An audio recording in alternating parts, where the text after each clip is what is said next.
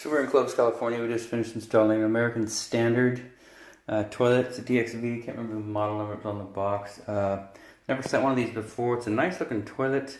It's a little fussy to install. Reason being is there's no access to the bolts down here at the bottom. There's a big hole there, but you can't really get in there to work on it. So you actually have to reach around the back here. Let's see if I can get you a light. Reach around the back here, and as you can see, hopefully, there. See, there's a bolt back in there. So it's a little fussy, a little too fussy for me. So I'm not real fond of the design. I mean, it's clean. It looks nice out here. Then it's got a big cover plate that sits right there. It covers up the big hole. And so anyways, it goes on, and then of course the flush. The tank gasket that seals there. It doesn't fit on real snug, so we just use some DAP to hold it in place. It kept falling off, and that's just me being fussy, obviously. Seat, another high-end type seat that it's got some bracketry where you push this in, pull it out, and then these guys adjust back and forth, so they can spin clockwise or counterclockwise, and they can come in or out, and that helps determine how straight the seat sits on here. So we've got it about where we want it, and the reason why it's pretty level or even on both sides. And then of course when this is closed, it kind of conceals the whole toilet there. So I mean, it's a nice looking toilet. We did adjust the tank flush buttons. Kind of see if I can pop it up there. You can see those are adjustable. It's two rods.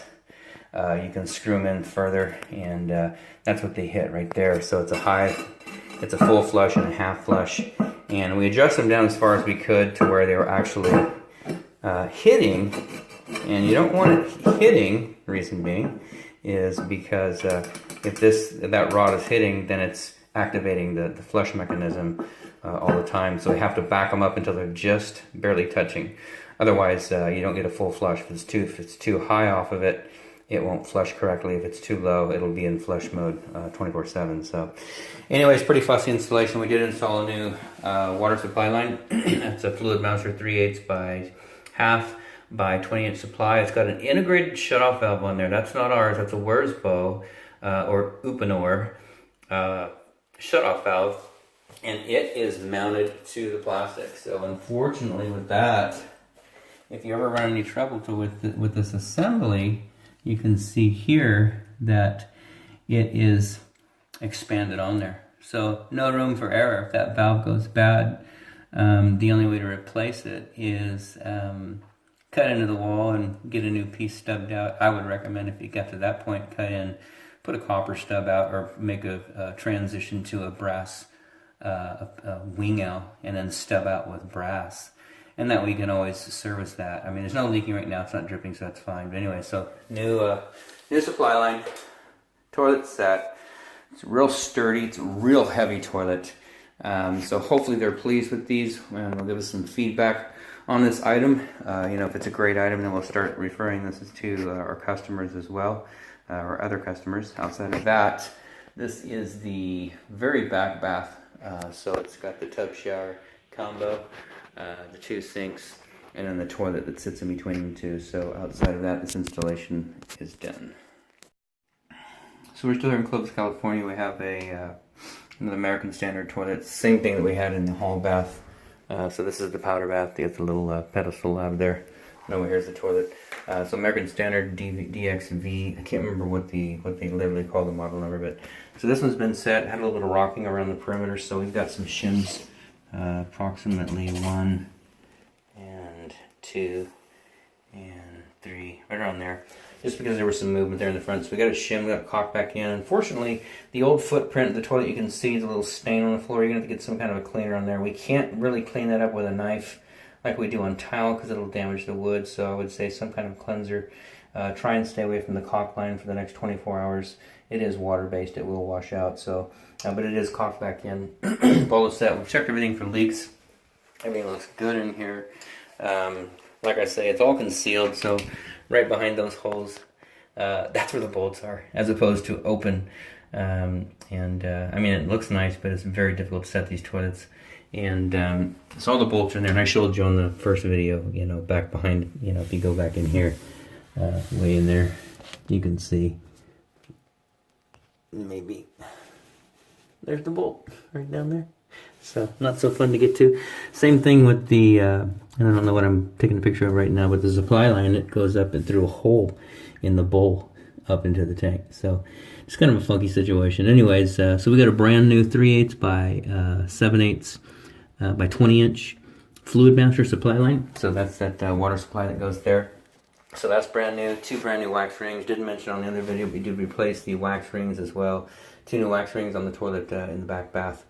Hallway bath, the first video. Same thing here, new brass bolts, new wax rings, and then shims, caulk it back in. And then the adjustment is critical in here. Same thing we showed you in the video. These are adjusted down too far. They actually sit on top of the activation device here in the middle of the flush valve. And it runs, which means you know, the water will be draining and then the float comes back on and starts to fill again. So it's just an adjustment. And they come from the factory preset. We can certainly play around a little bit, but I would recommend during flushing that you deactivate these buttons all the way. Don't just hit them and walk away like it's going to flush. Give it a full flush. Leave your finger in there and get it to flush. Same thing on the half flush side, which is over here for liquids. You know, press it in there and hold it. You know, I know adults are living in the home. For young children, probably not the best feature, you know, trying to teach them. Hold that down, you know, same thing as a handle. But anyway, so it is filling correctly, shutting down correctly, and flushing correctly. And again, you know, it's a nice toilet. Just a little fussy to work with, so they're a little more expensive to set. So that is it for this bathroom. We'll head to the next one, get the last one set. Outside of that, this installation is done.